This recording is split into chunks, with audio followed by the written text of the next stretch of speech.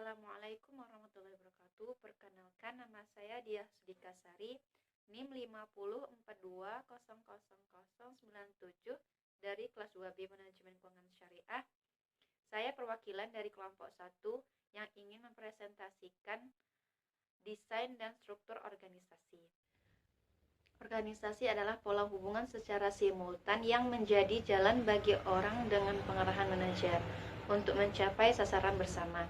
Desain organisasi adalah penentuan struktur organisasi yang paling memadai untuk strategi, orang, teknologi, dan tugas organisasi. Struktur organisasi adalah cara yang dipakai untuk membagi, mengorganisasikan, dan mengkoordinasikan aktivitas organisasi. Selanjutnya, pembangunan organisasi. 1. Pembagian pekerjaan, yaitu membagi pekerjaan menjadi banyak tugas yang wajar dan nyaman yang dapat dilaksanakan oleh individu atau kelompok. Yang kedua, departementalisasi, menggabungkan tugas secara logis dan efisien. 3. Hierarki, menetapkan siapa yang memberi laporan ke siapa dalam organisasi. 4.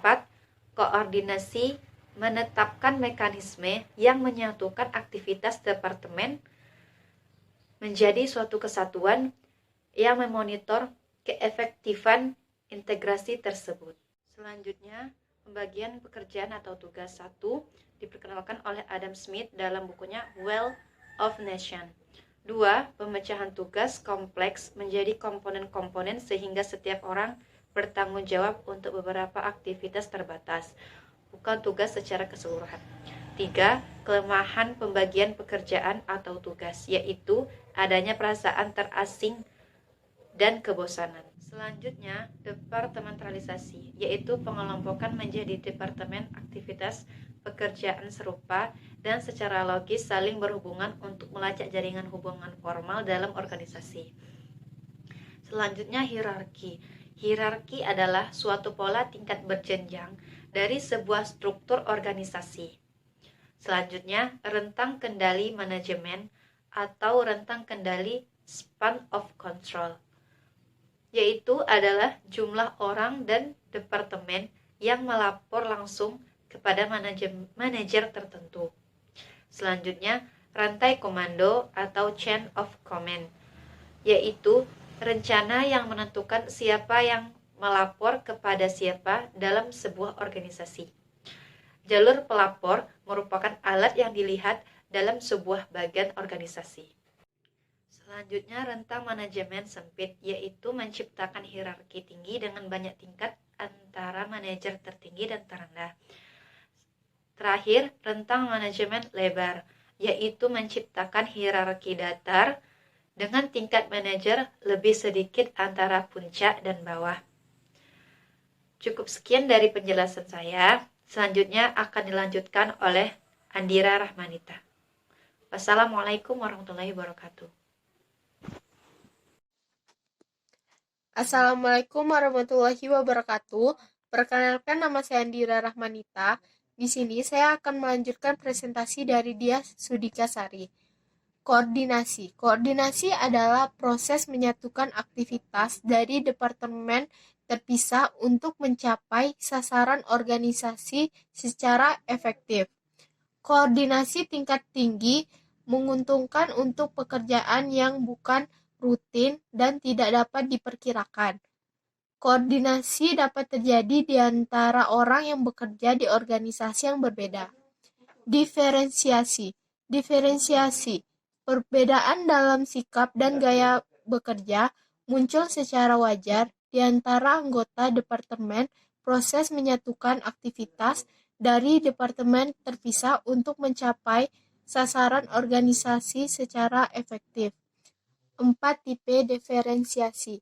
1. Orang di unit kerja yang berbeda cenderung mengembangkan perspektif mereka sendiri mengenai sasaran organisasi dan cara mencapainya. Contohnya, akuntan, mengendalikan biaya, marketing, variasi produk, dan meningkatkan mutu. 2. Orientasi waktu. 3. Gaya antar pribadi. 4. Formalitas. Desain organisasi adalah proses pembuatan keputusan yang dilakukan manajer untuk memilih struktur organisasi yang sesuai dengan strategi untuk organisasi dan lingkungan tempat anggota organisasi melaksanakan strategi tersebut. Ada 3 pendekatan: pendekatan klasik, pendekatan tugas teknologi, dan pendekatan lingkungan. Tipe struktur organisasi. Struktur organisasi, cara membagi, mengelompokkan dan mengkoordinasikan aktivitas organisasi menjadi hubungan antara manajer dan karyawan, manajer dan manajer, serta karyawan dan karyawan. Tipe yang pertama, struktur organisasi fungsional. Kedua, struktur organisasi menurut produk atau pasar. 3. Struktur organisasi bentuk matriks. Struktur organisasi fungsional suatu bentuk departementalisasi yang dalamnya setiap orang terlibat dalam suatu aktivitas fungsional seperti pemasaran atau keuangan yang dikelompokkan menjadi satu unit. Struktur organisasi menurut produk atau pasar seringkali disebut organisasi menurut divisi. Divisi departemen perusahaan berupa bisnis pisah mungkin ditunjukkan untuk membuat dan menjual produk spesifik atau melayani pasar spesifik. Organisasi produksi, organisasi yang menghasilkan barang berwujud yang diproduksi secara massal. Organisasi pasar, organisasi sebuah perusahaan menjadi beberapa divisi yang membentukkan semua yang terlibat dalam tipe pasar tertentu. Struktur organisasi matriks. Struktur sebuah perusahaan yang di dalamnya setiap karyawan melapor kepada manajer fungsional atau manajer divisi maupun kepada manajer proyek atau kelompok. Struktur matriks mempunyai 2 tipe struktur yang ada sekaligus. Akibatnya, karyawan menjadi 2 atasan. Struktur organisasi informal, hubungan antar pribadi dalam organisasi yang mempengaruhi keputusan di dalamnya, tapi dihilangkan dari skema formal atau tidak konsisten dengannya. Sekian dari saya. Jika ada kekurangan, saya mohon maaf. Saya akhiri dengan wabillahi taufiq wal hidayah. Wassalamualaikum warahmatullahi wabarakatuh.